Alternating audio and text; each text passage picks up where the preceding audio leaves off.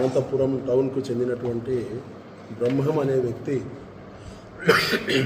వెంకట బాలాజీ అనే ఆటో కన్సల్టెన్సీని నడుపుతూ ఉంటాడు.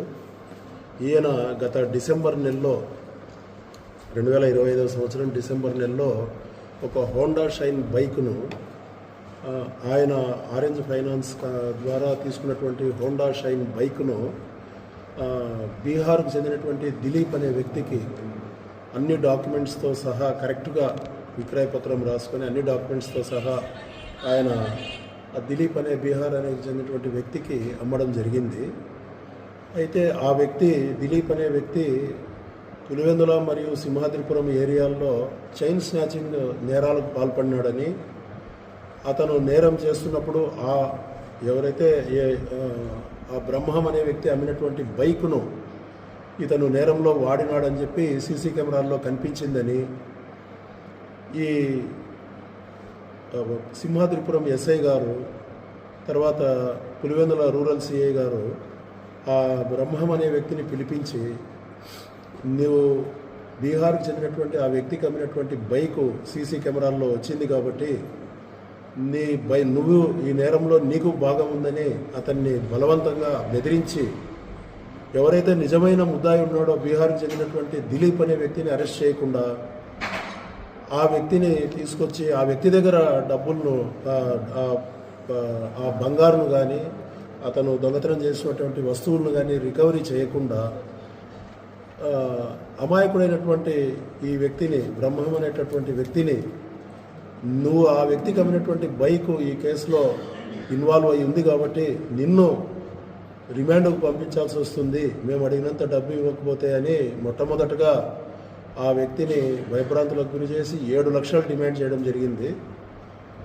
అంత అమౌంట్ చెల్లించలేని నిస్సహాయ స్థితిలో ఆయన సిఐ గారిని ఎస్ఐ గారిని ఇద్దరిని ప్రాధేయపడినప్పుడు క్రమంగా ఆ అమౌంట్ను 2 లక్షలకు తగ్గించి గత 3 రోజుల కిందట ఎస్ఐ గారు మొదటగా 50,000 తీసుకోవడం జరిగింది. తర్వాత మిగతా 1,50,000 కూడా ఈరోజు తీసుకొని రమ్మని వాళ్ళు ఆదేశించడంతో సిఐ గారి ఉత్తర్వుల మేరకు ఎస్ఐ గారు ఆదేశించడం జరిగింది. సో అంత డబ్బు చెల్లించడానికి ఇష్టం లేనటువంటి ఫిర్యాదుదారుడు కడప ఏసీబీ డిఎస్పీ అయినటువంటి నన్ను సంప్రదించగా ఆయన ఇచ్చినటువంటి కంప్లైంట్ మేరకు సిఐ మీద ఎస్ఐ మీద ఇద్దరి మీద కూడా కేసు రిజిస్టర్ చేయడం జరిగింది. ఎస్ఐ ఆదేశాల మేరకు ఈరోజు లంచం డబ్బులను తీసుకొచ్చినటువంటి ఫిర్యాదుదారుడు ఎస్ఐ గారికి లంచము ఇస్తున్నప్పుడు రెడ్ హ్యాండెడ్గా ఎస్ఐని అరెస్ట్ చేయడం జరిగింది, ఎస్ఐని స్వాధీనంలోకి తీసుకోవడం జరిగింది. అదేవిధంగా సిఐ గారిని కూడా స్వాధీనంలోకి తీసుకోవడం జరిగింది. దీని మీద ఫర్దర్గా డీటెయిల్డ్గా ఇంకా వీరు ఎవరి దగ్గర వీళ్ళు డబ్బులు డిమాండ్ చేసి తీసుకున్నారనే విషయాలను కూడా ఎంక్వైరీ చేస్తున్నాము. ఎంక్వైరీ అంతా అయిన తర్వాత ఇద్దరిని రిమాండ్కి పంపించడం జరుగుతుంది. సార్, కంప్లైంట్ ఇచ్చిన బాధితుని పేరు మీరు మెన్షన్ చేస్తున్నారు, తర్వాత ఫర్దర్గా వీళ్ళ ద్వారా వాళ్ళకి ఎటువంటి సమస్యలు ఏమన్నా వచ్చే ఛాన్సెస్ ఏమన్నా సమస్యలు అనేవి వాళ్ళు ఏదైనా ఇల్లీగల్గా చేస్తే దాని మీద వాళ్ళు మళ్ళీ చట్టపరమైన చర్యలు ఎదుర్కోవాల్సి వస్తుంది.